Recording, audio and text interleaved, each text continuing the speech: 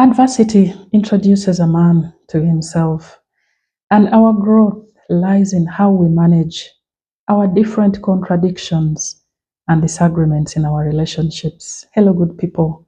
This is Stella Sanobokelo, your regular host on the Family Enrichment Hub. Thank you for sticking with this channel. Thank you for promoting it. Thank you for loving it. And thank you for remaining ardent followers of the content that we share on the hub on a weekly basis. I truly appreciate your great support. Today I'm going to be winding up the series on storms in marriage by just speaking about the insights that can be helpful to all of us in managing the disagreements that arise in our different relationships.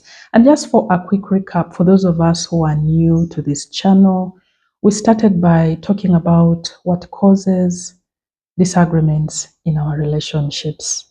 And then I also spoke about the implication of continuous disagreements within our relationships. And today I want to share the insights. Marriage is an important relationship which is capable of giving us so much joy, so much peace, so much harmony, and releasing so much positive energy within our existence.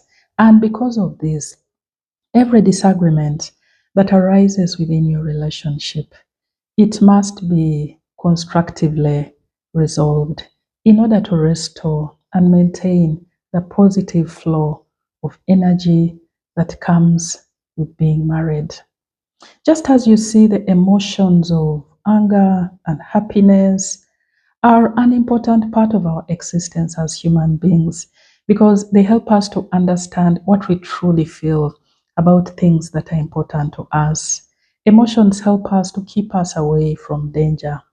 Through emotions, we are able to tell what truly matters to us. For instance, the emotion of anger, when it is prolonged in your life, you're able to know that you have issues of unforgiveness that you need to deal with within your life. When it comes to sickness, we've all had an experience of a health challenge. We've all been sick at one point or another in our lives. And every time you feel an ache in your body, every time you feel discomfort somewhere within your body, it's actually a communication that your health is not in a state of balance. Something is going wrong with you. And so your health is screaming out, attend to me. Something is not right with me. And when you ignore those aches, when you ignore those communications, which your body is giving you through the aches that you feel, your body will eventually begin to malfunction. And before you know it, this can actually lead to death. In the same way, when it comes to disagreements in our relationships, which, by the way, I have mentioned are inevitable. All relationships are going to experience disagreements within their cycles at different points in time. However, it is how we manage them that truly matters at the end of the day. Disagreements are pointers to us within our relationships of things that need to be addressed, of aspects that need our focus, aspects that need our quick attention. That if we do not pay attention to those different aspects that are being highlighted in the continuous disagreements in our relationships, it will actually cause a relationship malfunction, and eventually it can lead to the destruction of a once blossoming and healthy relationship. Allow me share some insights that I believe should be able to help all of us in our different relationships, to help us on how to manage and indeed navigate the issue of disagreements within our relationships. And it's worth noting that when it comes to managing and resolving our challenges, there is no one size fits all. So, what I'm going to share is just general guidelines that can be of help at different points within our relationships. And the first one, like I mentioned in the message on the implication of continuous disagreements, That any couple, any relationship where people are not comfortable having hard and comfortable conversations on sticky issues, on painful issues within the relationship, are seated on a time bomb. It's just a matter of time before that relationship will actually explode and cause so much untold pain and suffering to everybody that is closely associated to them. So couples must be comfortable to have those uncomfortable conversations within their relationship. It's always good for us as couples to focus on winning our partner, not winning the arguments. Many times in these disagreements, people tend to steer off, to really go off course, and everybody wants to prove that they were right. Their view was the winning view. But at the end of the day, how does that help your relationship? How does that help you to keep you together? How does that keep the energy flowing positively? How does that keep you knitted together as a couple? It is more important to focus on the loyalty and the friendship of your spouse than in winning arguments, which is tended towards appeasing your egoistical inclinations. Another thing is that we need to set clear boundaries when we disagree. In our house here, there is an unwritten law: we must never degenerate to violence of whatever nature: psychological violence, physical violence, verbal violence. We must never degenerate to a point where we are in name calling and insults. We must disagree and remember to hold the common position of it's our duty to protect and safeguard the honor and the dignity of one another. So have those clear boundaries so that even when you disagree, you'll disagree respectfully and still leave room for you to be able to come together and manage and resolve your differences amicably.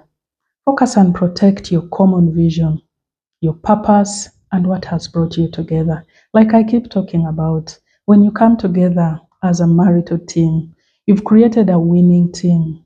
You are moving towards a certain direction. There's something that you're striving to achieve together as a team. When you disagree, just make sure you do not tear apart the vision that has brought you together. Because once you destroy the vision and the purpose that is holding you together, there is nothing else that can hold you together.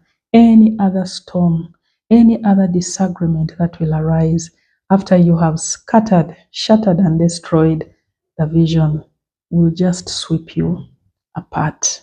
Be respectful of all views every time you disagree. Dr. Ivas Kansimi tells us that in marital disagreement, there is no small view. So never dismiss your partner's view as a small thing, as a woman's thing, as a man's thing. Do not dismiss as long as something is causing tension, as long as an issue is causing discomfort and pain on the part of your partner. It's definitely worth listening to and it is worth giving attention before it becomes the mountain or the storm that will actually sweep your relationship. Learn to compromise. One of the things that marriage teaches us is to compromise and accommodate so many different views. My personal position is in marriage, as long as an issue does not touch on your personal views, your values, and your standards, we can compromise on anything. There is nothing which is cast in stone in marriage. Anything can be worked around. Anything can be adjusted. Even your hard positions can be accommodated, can be adjusted in order to accommodate the views and the position of your partner. And like they say, 75% of marital issues are actually perpetual issues, meaning challenges that you're going to experience with your partner. 75% there's a likelihood that they will keep repeating themselves. So the better you position yourself to learn to accommodate and adjust and go with views which are not necessarily your views, the better for you, for your mental well being, for your peace, and for the harmony within your relationship. We are also told that not everything has to get married when you come together. Some things are best left single. For instance, if you do not agree very well on matters of shopping, women love and enjoy their shopping experience. They go shopping and spend the entire day and they come back feeling extremely eventful. They have really spent their day very well. But for the men, shopping is a 30-minute activity. So, what are you going to do with somebody who is not in agreement with you an entire day of shopping? So, if it comes to those personals where you know you really cannot agree, do it independently. Just as you should also accommodate your spouse when they want to engage in the manly activities, the sporty activities, the gadget activities, just let them be. Not everything has to be done together within the relationship. Engage trusted third parties. Although, unfortunately, in this part of the world, our people are still so heavy footed when it comes to engaging professionals, when it comes to engaging counselors and family therapists. People feel like it is a red card on their relationship. They feel like they have been judged. They feel a sense of failure, as in, how can they even begin to bring a third party to begin to listen to their internal matters? And yet, these third parties are usually people who have actually gone through training and they have the capability to be able to navigate your challenges together, especially when you've hit a deadlock and you cannot reach an agreement together as a couple. However, you need to select these third parties extremely carefully. God's word is the ultimate manual for peace within our relationships. Why? Because we are told nobody knows a product better than its manufacturer. Marriage is a product of God. He's the initiator of every marriage. And so, for you to be able to maneuver and manage your disagreements within your relationship peacefully, it will take you to engage with the word of the Lord. And I also encourage us, like we are told, that the family that prays together sticks together. If you can pray together as a couple, if you can seek the Lord together, there is nothing that you cannot resolve within your relationships. I also want to encourage us to take personal responsibility within our relationships. Relate with your partner in such a way that you feel the pain which your partner feels. You feel a sense of unrest when you are disagreeing with your partner. And so you ask yourself important questions like, what have I done to contribute or to make this disagreement worse? In that way, you will be conscious of the fact that it is your responsibility to find peace and address the root causes of the disagreements within your relationship. We need to be personally responsible for restoring peace within our relationship. You have to talk. Couples who do not talk will struggle with so many challenges and disagreements in their marriage because talking is therapy. How can you sleep in the same bed, share life, share so many other things, but you cannot talk about issues that tear you apart? Couples that talk, couples that are free with one another to express their pains and conflicts and disagreements easily without feeling a sense of inhibition with their partner are more likely to come over their disagreements with ease because talking is actually healing. Be humble. Be quick to say sorry. Some disagreements just take somebody to humble themselves to say, surely I am better off listening to understand and not listening to answer back. By just saying sorry, you will go a long way in managing so many conflicts and so many disagreements within your relationship. It's also worth noting that in relationship, not every issue is for fighting. Marriage teaches us leadership. Marriage teaches us to overlook so many things. Marriage teaches us maturity. Marriage teaches us perseverance and tolerance. And there are so many things that you reach a point where you just choose to overlook. They are no longer as important as when we probably we're just starting out in our relationships. There are so many things you learn to overlook, to ignore, and just choose to forgive. Not everything is for fighting over. Friends, allow me to conclude with this.